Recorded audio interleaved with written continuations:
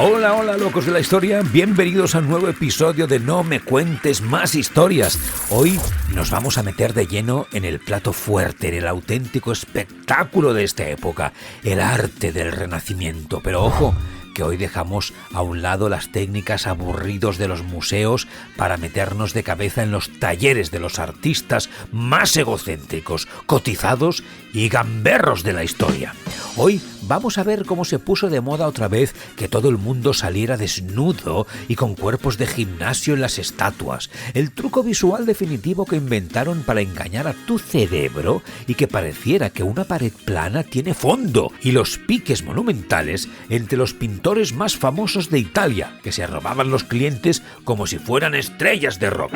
Y para rematar, veremos la que se lió en España, donde un rey ultrapoderoso mandó construir un edificio tan sumamente serio y gris que daba miedo solo con acercarse, y como una ranita escondida en una fachada de Salamanca, se convirtió en el amuleto definitivo para aprobar los exámenes sin hincar los codos. ¿Esto qué bien? Sacad los pinceles y la paleta de colores que nos ponemos intensos.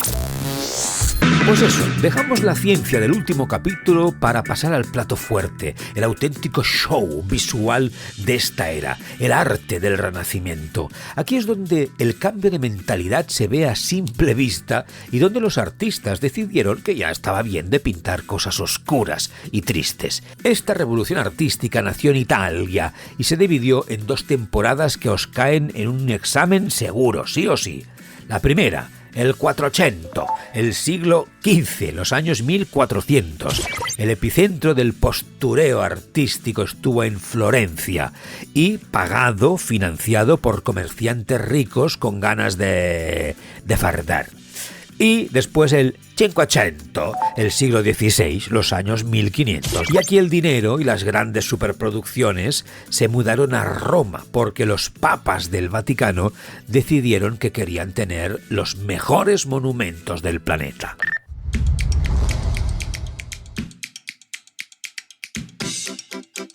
Los artistas de esta época estaban profundamente asqueados con la estética medieval. De hecho, ellos inventaron la palabra gótico de forma despectiva, porque decían que las catedrales llenas de pinchos y gárgolas eran cosas de godos, casi con asco, es decir, de bárbaros sin gusto.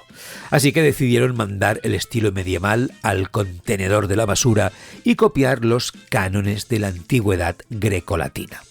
¿Qué es, por cierto, esto de un canon?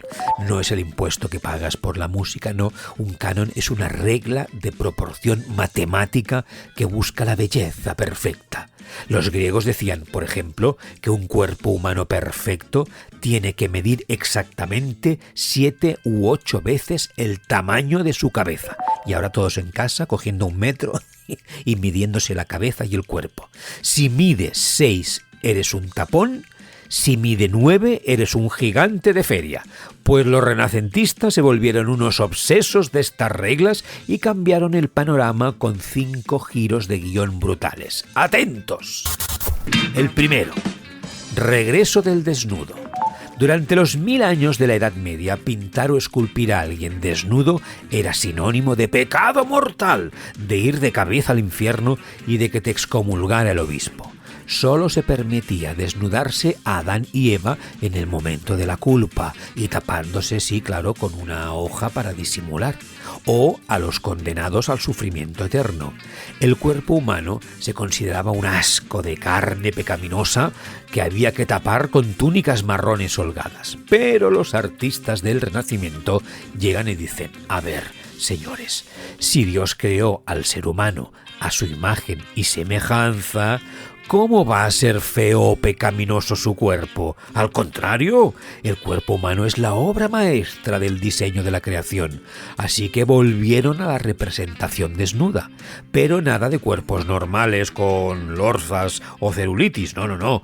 Pintaban y esculpían cuerpos atléticos, superproporcionados, musculosos y perfectos, copiando las estatuas de Grecia y Roma. Parecía que todos los modelos del siglo XV se hubieran pasado, 3 años haciendo dieta estricta y machacándose en el gimnasio. 2. el invento de la perspectiva lineal. Este es el concepto técnico más importante del capítulo, así que abrid bien las orejas. La perspectiva lineal. Los pintores de la Edad Media pintaban en plano absoluto. O sea, sus cuadros parecían un dibujo hecho por un niño de 3 años o una colección de pegatinas pegadas en una cartulina. No existía la profundidad. Si el pintor quería plasmar que el rey era el más importante del cuadro, pues lo pintaba gigante, del tamaño de una casa. Y al criado pues lo pintaba del tamaño de un clic de Playmobil, aunque el criado estuviera delante y el rey al fondo. Daba igual la distancia y el espacio. Lo que importaba era la jerarquía divina. El cuadro era plano, como una pantalla de móvil apagada. ¿Qué hacen ahora los pintores renacentistas? Pues utilizan la geometría y los cálculos matemáticos para inventar la perspectiva. O sea, consiguen crear la ilusión óptica de profundidad tridimensional sobre un lienzo totalmente plano, claro. El truco consistía en pintar en una cosa que a lo mejor os suena y que se llama el punto de fuga al fondo del cuadro, por ejemplo, en el horizonte, y trazar unas líneas imaginarias hacia ese punto. Todo lo que se pintaba cerca de esas líneas se iba haciendo más pequeño a medida que se acercaba al fondo, y gracias a este invento, cuando miras un cuadro del Renacimiento, el cerebro te engaña y sientes que puedes hasta como meter la mano dentro de la pared, que hay aire, que hay distancia, como si estuvieras mirando la realidad a través de una ventana abierta. Vamos, una auténtica brujería geométrica. 3. El paisaje integrado. O sea, conectado con lo anterior llega el paisaje integrado. En los cuadros medievales, los santos y los reyes estaban como flotando en un fondo abstracto de pan de oro o de purpurina dorada que representaba el cielo divino. No había suelo, no había árboles, no había nada de este mundo. Los renacentistas dicen, vamos a ver una cosa, vamos a pisar tierra. Los personajes pasan ahora a estar colocados dentro de un paisaje natural minucioso, pues con sus ríos, sus montañas, sus nubecitas, o integrados dentro de un marco arquitectónico detalladísimo, pues con sus columnas de mármol y sus arcos perfectos. O sea, se nota que los tíos se pasaban horas haciendo observación minuciosa del entorno, analizando cómo la luz del sol incide en las hojas de los árboles o cómo se forman las sombras en los edificios.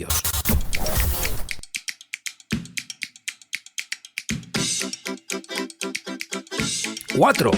La firma y el dinero, porque en la Edad Media los artistas eran considerados simples artesanos, picapedreros o carpinteros.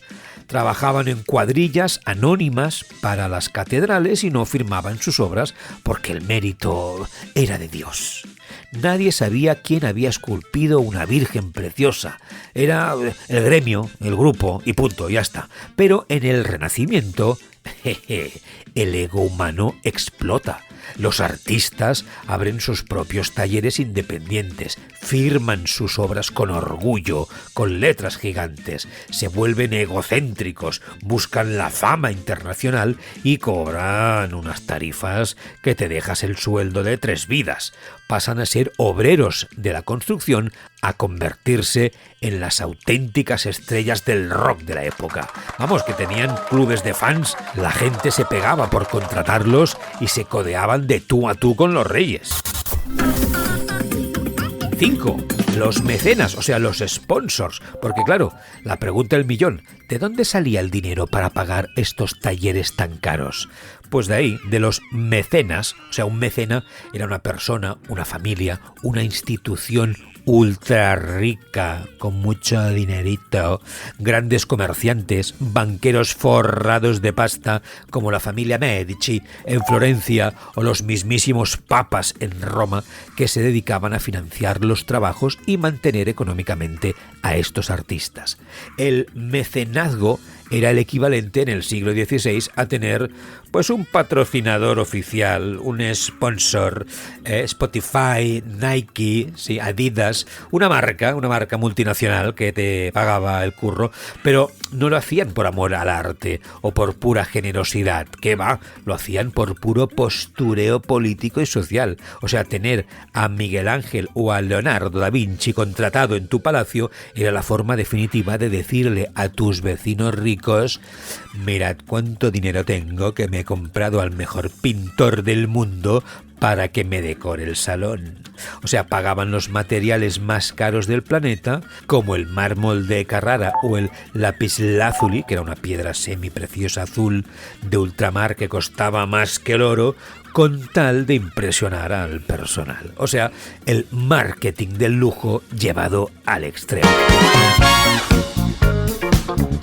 Y con todas estas reglas del juego artísticas sobre la mesa, pasemos a ver ¿qué hacían cuando tocaba levantar paredes, columnas y tejados? Vamos con la arquitectura, porque los arquitectos del Renacimiento miraron las catedrales góticas medievales, esas que eran altísimas, oscuras, llenas de pináculos que daban vértigo y agujas apuntando al cielo, y dijeron: a ver, muchachos, que esto es una exageración y un complejo de inferioridad. Estos edificios son tan gigantescos que te hacen sentir como una hormiguita miserable y pecadora cada vez que entras.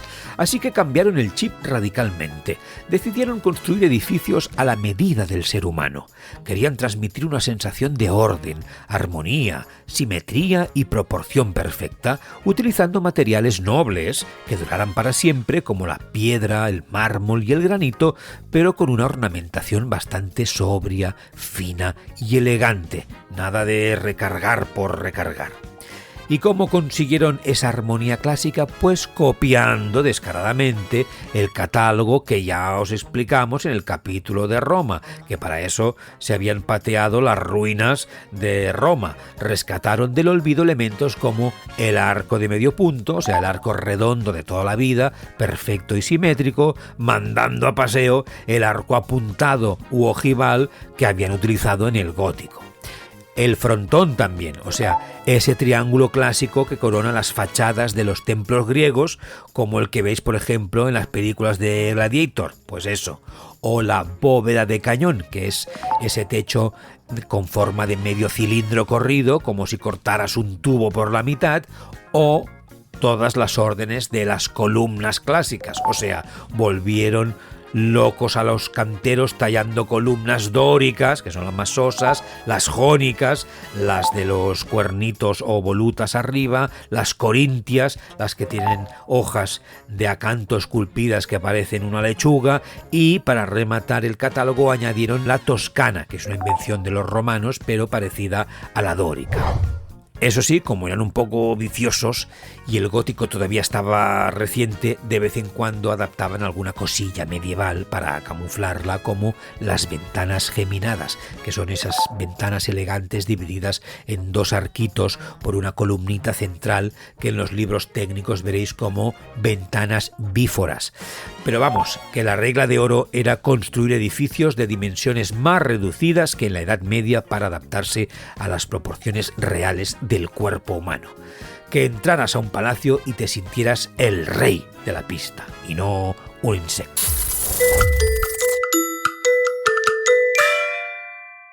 Como ya os he hecho el spoiler antes, esto se divide en dos temporadas. En la primera, el 400, el siglo XV, el rey absoluto de las obras y las reformas en Florencia fue Filippo Brunelleschi. Este tío se le considera el primer artista completo de la historia, porque el tío te diseñaba un palacio, te pintaba un cuadro y te esculpía una estatua sin despeinarse. Brunelleschi pasó a la posteridad por solucionar el mayor marrón arquitectónico de la época: la descomunal cúpula de la Catedral de Florencia, Santa María del Fiore. Imaginaos la escena. Los florentinos habían construido una catedral gótica inmensa, pero cuando llegaron al crucero, o sea, al centro de la iglesia, se dieron cuenta de que habían dejado un agujero octogonal gigantesco. Y ningún arquitecto de la Edad Media sabía cómo techarlo, o sea, cómo cubrirlo. Llevaban décadas con la catedral abierta, o sea, lloviéndoles dentro los domingos de misa porque si intentaban hacer una cúpula tan grande con los métodos tradicionales, el propio peso de las piedras hacía que se viniera abajo. Vamos, era la vergüenza de Italia. ¿Qué hizo Brunelleschi? Se fue a Roma, se metió dentro del Panteón, tomó medidas, volvió a Florencia y dijo: «Quitaos de en medio, pringados, que ya lo tengo». Diseñó una cúpula doble, o sea, una dentro de la otra, que se sostiene sola por pura geometría, tensión y una colocación de los ladrillos en forma de espina de pez, y la levantó sin usar andamios internos desde el suelo. Vamos, una obra de ingeniería tan sumamente brutal y adelantada a su tiempo que definió el paisaje de Florencia para siempre. Una auténtica genialidad. O sea, el tío se vino arriba e hizo también la fachada del Palacio Pitti y las iglesias de San Lorenzo y del Santo Espíritu, que se convirtieron en los modelos de orden que copió toda Europa. Pero cambiamos de siglo, llegamos al Cinquecento, al siglo XVI, y el eje del dinero y del poder se mueve hasta otra ciudad, hasta Roma. Aquí los papas del Vaticano, como Alejandro VI, Julio II, León X y Clemente VII, se convirtieron en los mecenas más competitivos, pijos y ambiciosos de la historia de la humanidad. Querían que Roma volviera a ser la capital del imperio y financiaron la mastodóntica Basílica de San Pedro del Vaticano. Para este megaproyecto, que costó una millonada y duró décadas, contrataron a los mejores arquitectos del mercado como quien ficha estrellas del fútbol. Primero llegó Donato Bramante, que hizo el primer diseño con una planta de cruz griega, o sea, es decir, una cruz con los 4 brazos exactamente iguales.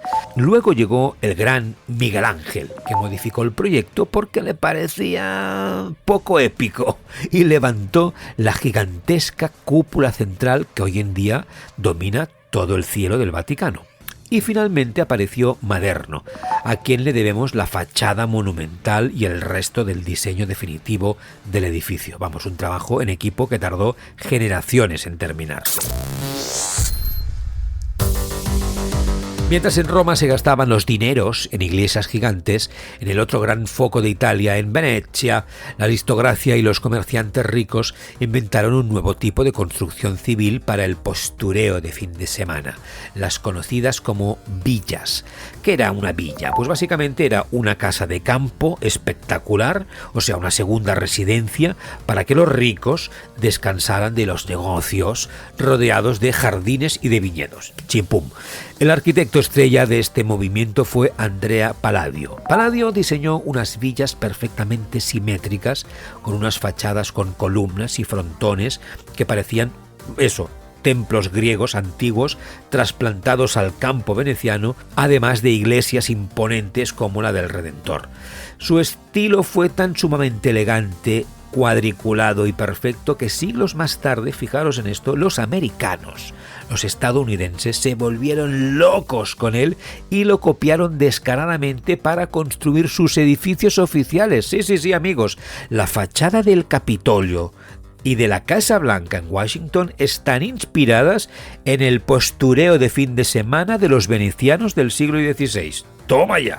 Y después de ver cómo levantaban paredes a medida humana, prepárate porque entramos en el terreno más jugoso, donde el Renacimiento se vuelve visualmente una locura. La pintura. Los pintores del siglo XV y XVI se obsesionaron con 2 cosas que hoy nos parecen normales, pero que en su momento fueron una proeza: la conquista de la perspectiva y el dominio absoluto del espacio. ¿Y cómo lo hacían? Pues usaban el color, la composición y unos fondos súper detallados. Normalmente paisajes de naturaleza o edificios con 1000 columnas para crear diferentes planos en el cuadro.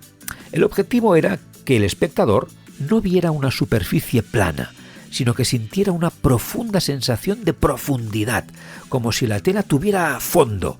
Además, se inspiraron tanto en la antigüedad clásica que empezaron a buscar la belleza idealizando los rostros, los cuerpos y los movimientos. Nada de pintar a la gente fea o arrugada.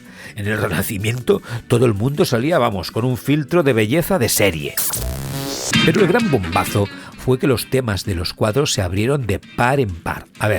Se seguían pintando muchísimas escenas religiosas, no nos engañemos, porque la Iglesia seguía siendo la multinacional que mejor pagaba las facturas de los talleres. Pero de repente entraron con fuerza brutal 3 temáticas nuevas que revolucionaron el mercado del arte. Primero, las escenas mitológicas, dioses griegos y romanos montando fiestas, conspirando o haciendo de las suyas en el Olimpo. 2. Los desnudos. Cuerpos humanos al aire sin ningún tipo de vergüenza para lucir la anatomía perfecta. Y 3. Los retratos. El invento del postureo para los burgueses, eclesiásticos, políticos, militares y comerciantes ricos. Si tenías dinero, pagabas a un pintor para que te retratara luciendo tus mejores galas y siempre con tu mejor perfil para pasar a la posteridad.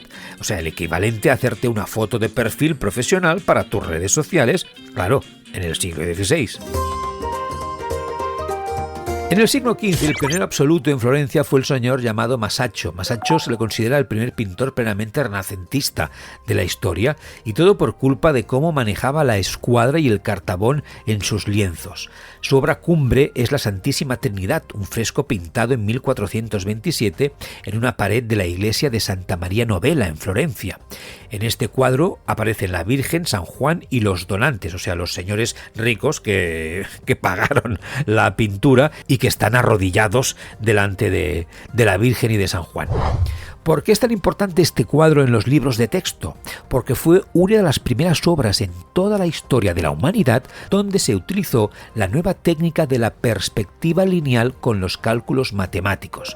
Si tú te pones hoy en día delante de esa pared de la iglesia, el cerebro te hace cortocircuito. Parece que la pared de piedra se hunda hacia adentro formando una capilla real en 3 dimensiones. Una pasada, un efecto óptico tridimensional tan brutal que en 1427 dejó a los florentinos con la boca abierta pensando que aquello realmente era magia negra.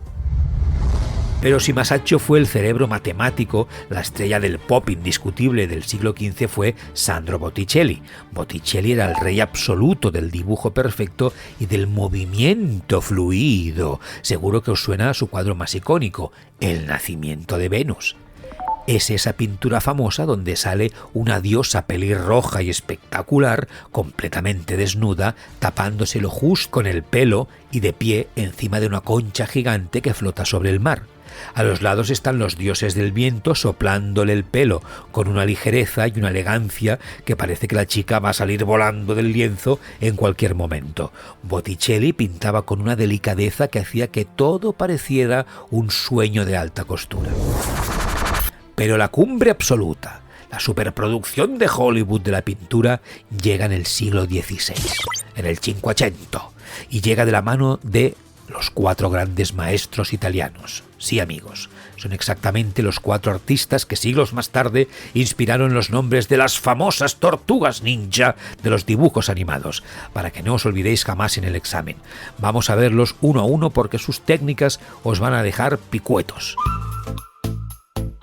El primero, Leonardo da Vinci. Curiosamente, Leonardo hizo pocas obras como pintor en su vida. Se distraía enseguida diseñando helicópteros de madera, pero todas las que terminó eran de una calidad tan salvaje que cambiaron la historia del arte. Destacó como nadie en la representación realista de la naturaleza y en clavar las proporciones perfectas. Pero su gran invento, su marca registrada, fue la técnica del esfumato. ¿Qué demonios es eso del esfumato? Pues viene de la palabra italiana para el humo. Consiste en no pintar líneas fijas ni bordes negros y duros alrededor de los ojos y la nariz o la boca.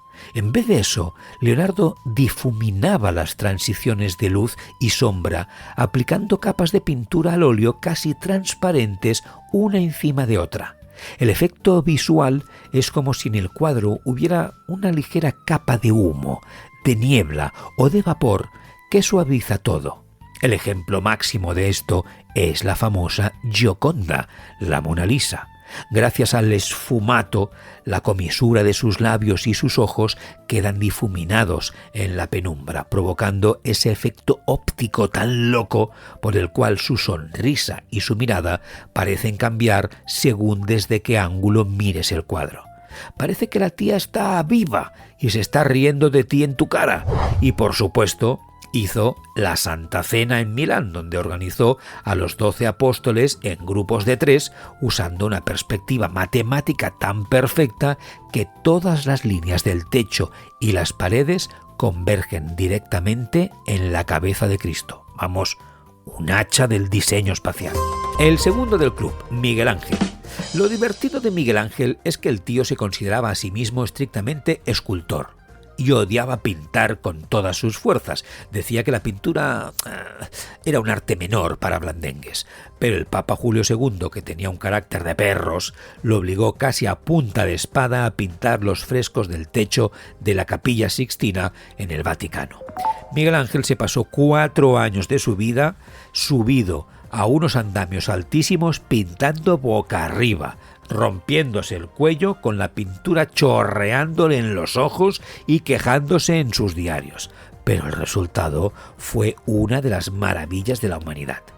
Como él era escultor y no sabía pintar cosas delicadas, pintó a todo el mundo cachas.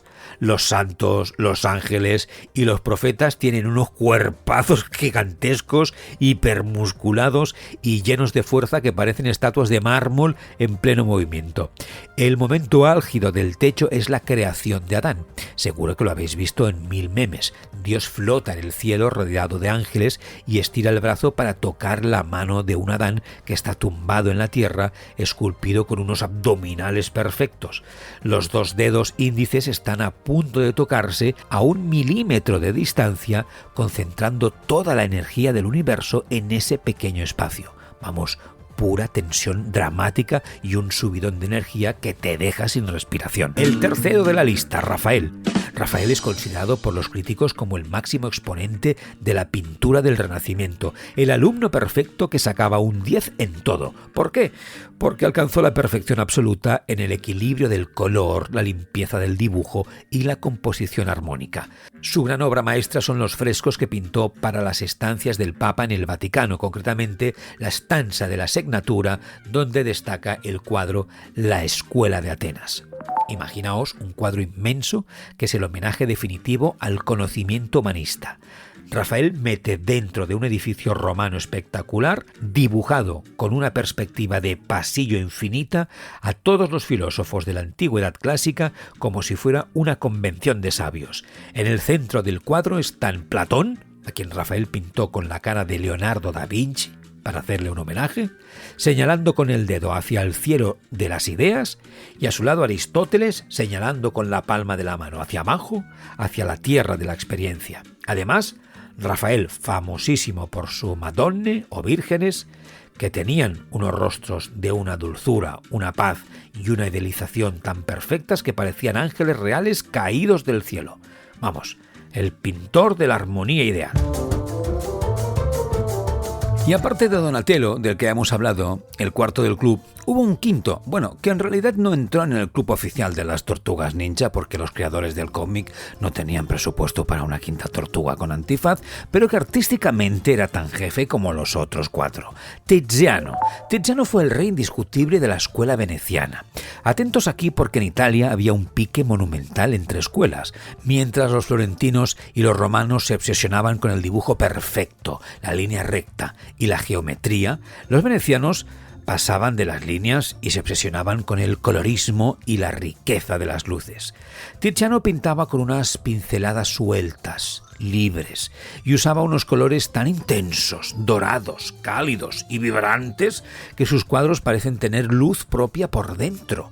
Cuando Tiziano pintaba un retrato de un rey o un eclesiástico, las telas, los terciopelos y las joyas del cuadro brillaban de una forma tan realista que daba la sensación de que podías estirar la mano y notar el tacto de la ropa cara. Vamos, era el maestro del color supremo. Y vamos a la escultura, que no se quedó atrás, locos de la historia. Sí, porque los pintores hacían magia en 2 dimensiones, pero los escultores del Renacimiento dijeron: sujétame el cincel, que nosotros lo vamos a hacer todo esto en 3 dimensiones y a lo grande. Y siguieron a pies juntillas los modelos de la antigüedad clásica y desataron una auténtica fiebre por la anatomía y la proporción. ¿Y esto en qué se tradujo? Pues en que se volvieron locos por los desnudos. Querían estudiar cada músculo, cada tendón y cada hueso del cuerpo humano. Los materiales favoritos del gremio eran mayoritariamente 2: el bronce, para hacer piezas fundidas muy detalladas, y el mármol, para esculpir con una finura milimétrica. Además, se reactivaron 2 géneros que eran el colmo del postureo político y social de la época. Primero, el retrato idealizado. Esculpían el busto del cliente poniéndole guapo y sin arrugas, pero ojo al dato, intentando captar la personalidad profunda del retratado. O sea, si el Papa era un tipo duro con mala leche, salía guapo, sí, pero con cara de pocos amigos. Y la escultura ecuestre, o sea, consistía en esculpir al líder militar o político subido a lomos de un caballo imponente. El objetivo, pues meramente propagandístico. Era la forma del siglo XVI de decirle al mundo: mirad qué jefe soy, que domino a una bestia de 4 patas y os miro a todos desde aquí arriba. El gran pionero del siglo XV fue un señor con una paciencia infinita llamado Lorenzo Ghiberti. Este hombre se pasó literalmente media vida encerrado en su taller fundiendo en bronce las famosas puertas del baptisterio de la Catedral de Florencia. Un curro tan alucinante que años más tarde el mismísimo Miguel Ángel las miró y dijo: oye, pues estas son tan bonitas que podrían ser perfectamente las puertas del paraíso. Y con ese nombre se quedaron, como las puertas del paraíso. ¿Qué hizo Ghiberti en esas puertas? Pues esculpió unos relieves de bronce aplicando a rajatabla las leyes de la perspectiva matemática, las que os he explicado antes en la pintura, pero lo hizo sobre metal. O sea, si te pones a mirarlas de cerca, el efecto óptico es una genialidad. O sea, las casitas, las montañas, las figuras que están al fondo del paisaje son pequeñitas y casi planas, apenas sobresalen 1 milímetro del bronce.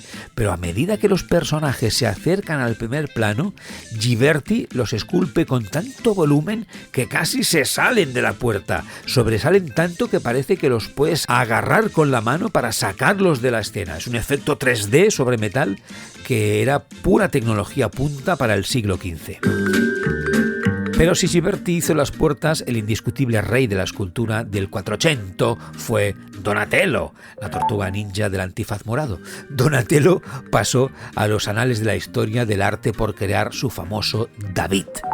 Y ojo, que este David es muy diferente al que todos tenéis en la cabeza. Donatello representó al héroe bíblico no como un guerrero cachas, sino como un joven adolescente completamente desnudo de arriba abajo, con el pelo largo y lacio y llevando puesto únicamente unas botas altas y un sombrero típico de la Toscana que parece un sombrero de paja para ir a la playa.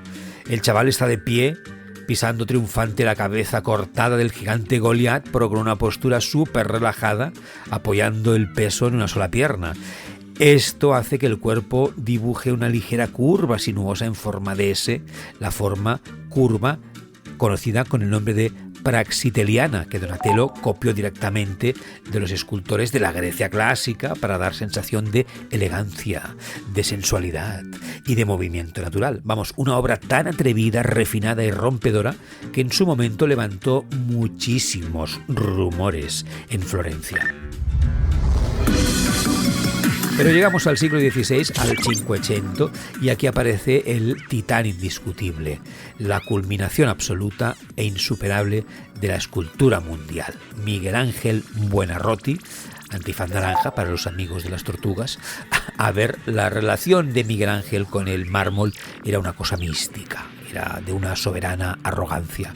El tío iba diciendo por ahí que esculpir no era golpear una piedra para darle forma. ¿Qué va? Él decía que la escultura ya estaba viva. y completamente terminada dentro del bloque de mármol, oculta por la piedra, y que él pues no creaba nada, que simplemente pues se limitaba a quitar los trozos de roca que sobraban para dejar salir la figura. Toma ya. Menuda sobrada de ego, Miguel Ángel. Es como si yo digo que el guión de este podcast ya está flotando en el aire y que yo solo pues muevo los dedos en el teclado. Pero claro, cuando ves lo que hacía, te tienes que callar la boca. Porque atentos a sus 3 obras maestras, porque os vais a quedar de piedra. La primera, la Piedad, la esculpió cuando era un chaval de solo 24 años. Un tierno infante en el mundo del arte. Representaba a la Virgen María sosteniendo en su regazo el cuerpo muerto de su hijo Jesús recién bajado de la cruz. Lo impresionante de esta obra es el tratamiento del mármol. Miguel Ángel lo pulió durante meses con una lija finísima hasta dejarlo brillante. Si miras los pliegues del vestido de la Virgen, la piedra hace tantas dobleces y tiene tanta caída que parece tela de algodón de verdad, blandita y ligera. Y la piel del cuerpo de Cristo da escalofríos. El mármol parece carne humana real, blanda y sin vida, hasta el punto que da la sensación de que si presionas con el dedo sobre el brazo de Jesús, la piedra se va a hundir como si fuera piel de verdad. Vamos, una delicadeza que te encoge el corazón. La segunda, el rey del postueo físico, es el majestuoso David. Una mole descomunal de más de 5 metros de altura, esculpida en un único bloque de mármol de Carrara. Y aquí viene la anécdota gamberra. Ese bloque de mármol llevaba años abandonada en un patio porque era estrecho, larguirucho y tenía una grieta defectuosa. 2 escultores famosos antes que él lo habían rechazado diciendo que era imposible sacar nada de ahí sin que se rompiera. Pero llegó Miguel Ángel, miró el pedrusco defectuoso y vio al David escondido dentro y se encerró a picar piedra durante 3 años tapado con unas lonas para que nadie le espiara el truco. Representó a David en tensión justo el segundo antes de lanzarle la piedra con la honda al gigante Goliat. Si te pones debajo de esos 5 metros de estatua, el nivel de realismo anatómico da auténtico pánico. Le puedes ver las venas del dorso de las manos completamente hinchadas y saltadas por la culpa de la adrenalina y la tensión del momento. Los tendones del cuello están rígidos y estirados porque tiene la mirada clavada en el enemigo con una concentración feroz, y el torso tiene una tableta de chocolate en los abdominales y unos músculos tan perfectos y definidos que ya quisiéramos muchos tras pagar la anualidad del gimnasio y no ir. Una perfección física insuperable que se convirtió en el símbolo de la ciudad de Florencia. Y la tercera, para terminar de rematar la jugada, el Moisés. Esta estatua la diseñó como la pieza central de la tumba monumental del Papa Julio II. Representa al profeta bíblico sentado, sosteniendo las tablas de la ley bajo el brazo, con una musculatura de culturista en los brazos y una barba larguísima, densa y rizada que parece, agua fluyendo entre sus dedos de mármol.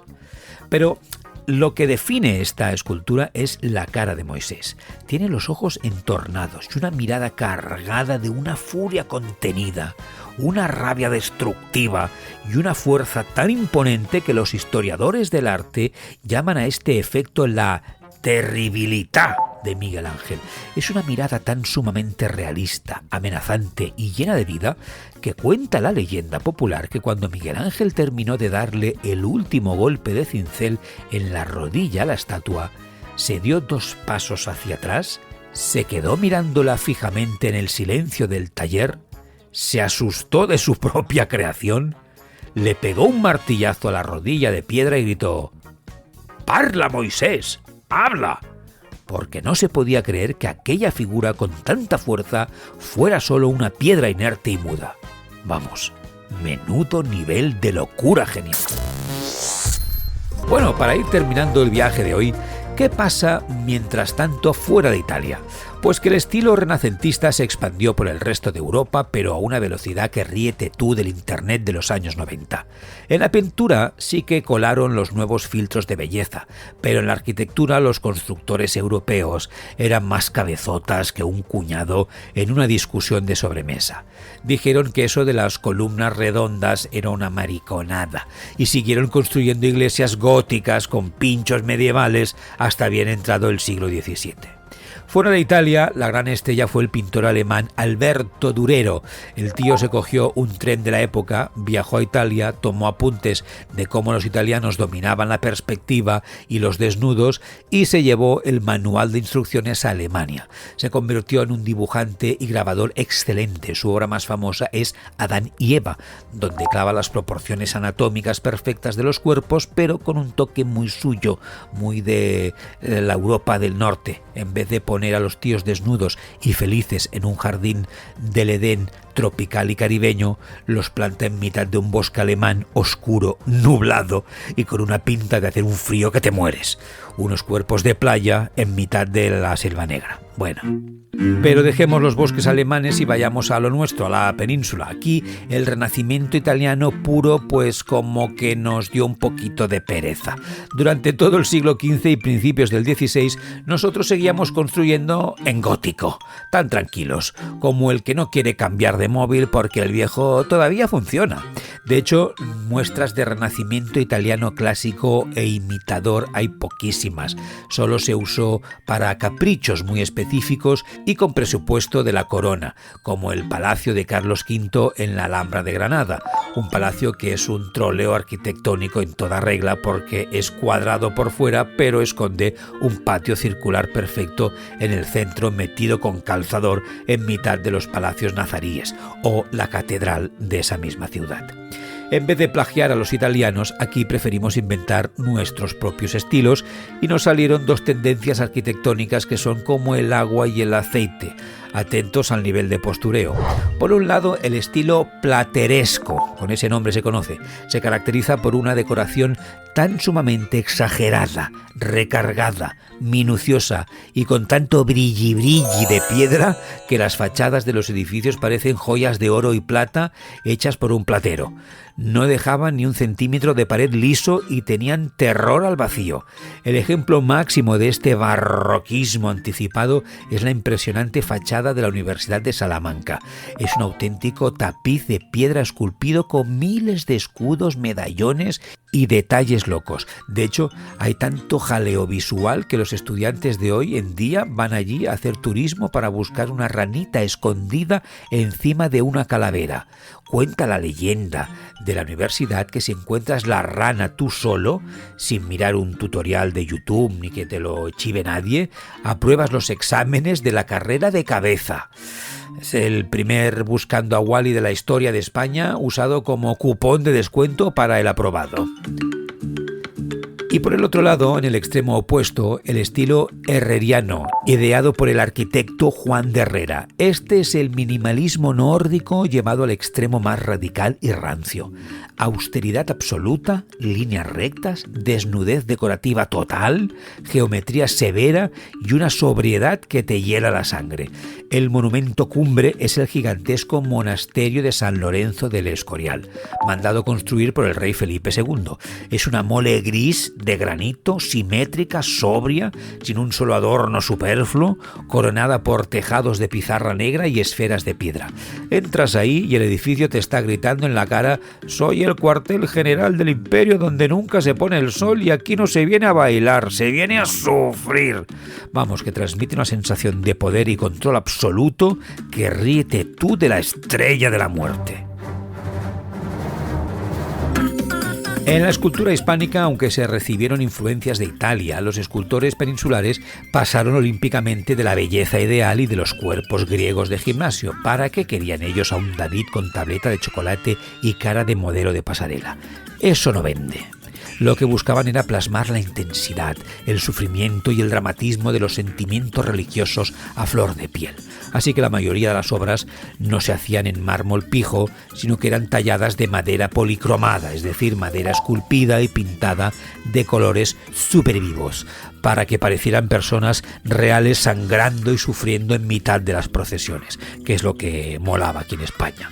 El gran maestro de este drama de Semana Santa fue Alonso de Berruguete, que esculpía unas figuras nerviosas, retorcidas, expresivas y tan llenas de dolor que te dan ganas de darle un ibuprofeno y un abrazo solo de mirarlas. Y para rematar la pintura sobresalió un genio extranjero que se instaló en Toledo y que todos conocéis por su nombre de guerra, Doménicos Theotokopoulos, alias El Greco. Sí, el Greco pasó de la armonía, el equilibrio y la calma pastel de los italianos para crear un estilo completamente original, lleno de misticismo, movimiento y un drama que parecía sacado de un videoclip de heavy metal. Su marca registrada, la que reconoces a 3 kilómetros de distancia, son las figuras alargadas y estilizadas que parecen chicles estirados o llamas de fuego elevándose hacia el cielo. Además, usaba unos colores fríos, fosforitos, verdes ácidos y morados contrastados que hacían que sus santos parecieran alienígenas iluminados por una luz de discoteca en mitad de la noche de Toledo. De su obra destacan 3 cuadros que te van a entrar en el examen seguro. El expolio, donde vemos a Cristo rodeado de una turba enfadada y vistiendo una túnica de un rojo tan sumamente intenso y brillante que parece que va a manchar la pantalla del móvil. El entierro del señor Orgaz, un cuadro colosal que está dividido en 2 plantas como si fuera un dúplex. Abajo la tierra con los nobles de Toledo vestidos de negro riguroso y con cara de estar aburridísimos en el entierro, y arriba el cielo abierto lleno de santos estirados flotando en nubes de gas espirituales. Y finalmente el caballero de la mano en el pecho, el retrato definitivo del honor, la seriedad y el postureo del hidalgo de la época, un señor con cara de haber firmado una hipoteca a tipo variable, pero manteniendo la dignidad. Y así, amigos, con la Tierra dando vueltas alrededor del Sol por culpa de Copérnico, con las imprentas imprimiendo a toda pastilla, con el David luciendo abdominales en Florencia y el Greco alargando señores en Toledo, Europa cerraba su gran revolución cultural. El ser humano se había cansado de ser el segundón de la Edad Media y se ponía en el centro de la pista de baile del universo. Pero claro, con tanta libertad de pensamiento, tanta razón, tanto abrir cadáveres y tanta crítica a los vicios de la iglesia tradicional, ¿qué pensáis que iba a pasar? Pues que el corral religioso iba a saltar por los aires en 3, 2, 1... y se iba a liar parda. En el próximo episodio de No me cuentes más historias hablaremos de un monje alemán con muy malas pulgas y problemas de gases llamado Martín Lutero, de cómo clavó un papel en una puerta y rompió la iglesia en 2, y del lío monumental de la Reforma protestante y la Contrarreforma. Pero bueno, eso, amigos, ya será otra historia. No os olvidéis de compartir este capítulo con vuestros amigos humanistas y cuñados sabelotodo. Dadle al like, suscribíos al canal y recordad, si vais a Salamanca y no encontráis la rana, os va a tocar empollar el doble para septiembre. ¡Hala! ¡Hasta la próxima!